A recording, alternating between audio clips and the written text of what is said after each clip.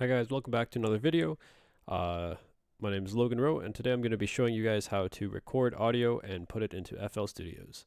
So there's two main ways that you can do this. The first way is to go directly through FL Studios, which is a way I don't prefer to do, but I do it occasionally. And the second way is using a different third-party tool called Audacity, which I'm sure a lot of you guys are familiar with. If you guys don't have Audacity, I will post links in the description where you guys can check that out and install that. It's a completely free digital audio workspace. So the first way to record in FL Studios is what you're going to do is you're going to open your mixer track, and if you don't know how to do that, there's a button here, or F9 on your keyboard, and then you're just going to go and select an audio input from here.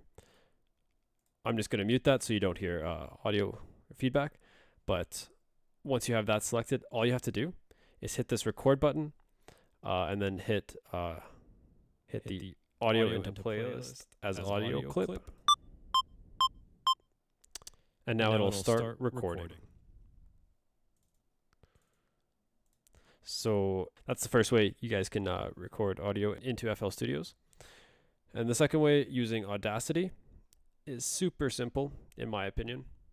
All you do is you record in Audacity.